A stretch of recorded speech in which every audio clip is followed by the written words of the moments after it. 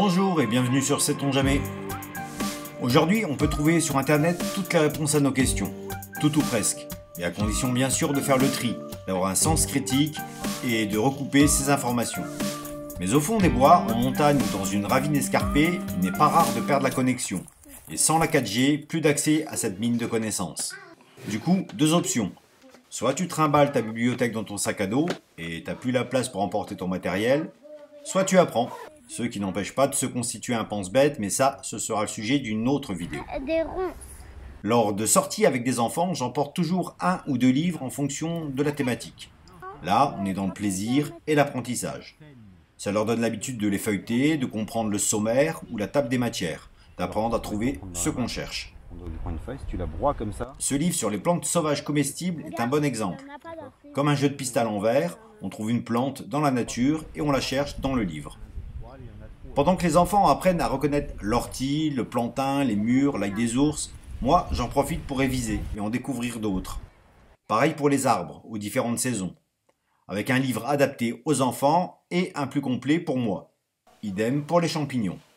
Tiens, en parlant de champignons, une petite parenthèse pour une info d'utilité publique qui illustre mon propos précédent sur internet.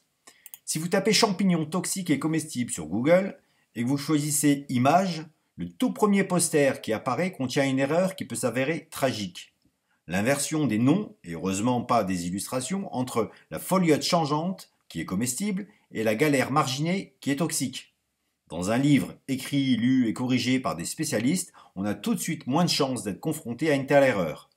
Fermeture de la parenthèse champignons. Après les livres sur ce qu'on peut trouver à manger dans la nature, il y a les livres sur la nature. Depuis qu'il sait marcher et parler, mon fils ramasse des cailloux. Grâce aux livres, il est capable d'en reconnaître nombre d'entre eux. Je lui ai aménagé un petit bureau peint avec de la peinture pour tableau. Avec une craie, il nomme, trie et classe selon ses propres critères. J'interviens peu, je le laisse structurer l'espace et sa pensée, cartographier le monde à son échelle. S'il possède aussi des ouvrages de littérature jeunesse, il a plutôt tendance à nous demander de lui lire des livres qui répondent à ces questions. Sur l'histoire, la mythologie, les fossiles, l'archéologie. Sans doute aussi parce qu'il sait que ça me saoule de me taper une histoire avec des animaux qui revivent à chaque page la même chose. Bonne pioche! Faites dans le monde.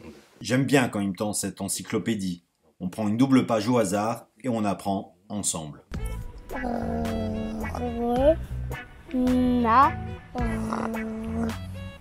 Un renard? L'observation des animaux et de leurs traces est également un jeu instructif. En plus des livres, un peu de matériel comme les jumelles, une loupe, une boîte grossissante et pourquoi pas le dessin d'observation. Et lui, il a 3 griffes. On peut aussi faire des moulages en plâtre. En passant, une bonne BD sur Aubudon qui a passé sa vie à courir les bois pour recenser et dessiner les oiseaux. À savoir que pour les peindre, à défaut d'appareils photo et de zoom puissants, il les tuait et disposait les cadavres en une jolie composition. Mais c'est pas joli, ils sont morts. C'est ironique. De manière générale, j'aime bien les livres, les BD ou les films qui ont une toile de fond historique. L'histoire d'avant l'ère thermo-industrielle. En plus du plaisir que ces œuvres procurent, ça te plonge dans des époques où l'on se transmettait des savoirs ancestraux. Contrairement aux films et même aux BD, les romans ont l'avantage de prendre le temps de la description. On trouve ça dans Les Enfants de la Terre, une saga préhistorique de J.M. Howell.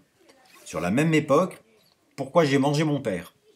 J'ai adoré Les Piliers de la Terre de Ken Follett, un beau pavé très prenant qui suit une famille de bâtisseurs de cathédrales au Moyen-Âge.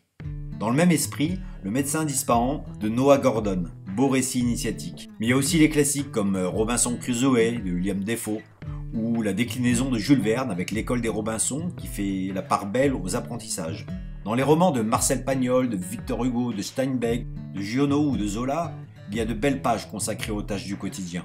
Vous connaissez sans doute Walden ou La vie dans les bois de Thoreau, qui a été joliment adapté en BD. En contemporain, il y a l'incontournable Dans les forêts de Sibérie de Sylvain Tesson, également disponible en BD. Et des livres comme Les Survivants et Into the Wild, qui ont été adaptés au cinéma avec succès. La liste est longue et je ne cherche pas à être exhaustif, je veux juste illustrer l'intérêt qu'apporte la lecture de ce genre d'ouvrage. Moins utilitaire que des manuels de survie, mais le plaisir qu'on prend à les lire a tendance à stimuler notre mémoire. On s'attache à un personnage et on apprend de lui. Bien sûr, on n'apprend pas que dans les livres. On ne va pas reproduire l'erreur fatale de la pédagogie traditionnelle. Non, on apprend en faisant. C'est pas pour rien que le mouvement pédagogique de Célestin Freinet a pour logo un forgeron. C'est en forgeant qu'on devient forgeron. Les livres nous font vivre des aventures par procuration, mais ils peuvent aussi nous pousser à passer à l'action. Et pour boucler cet épisode, quand on est sur le terrain, on sort les guides dont j'ai parlé au début de la vidéo. Voilà, n'hésitez pas en commentaire à compléter la liste avec vos livres préférés. Et on vous dit salut et à bientôt sur Sait-on jamais.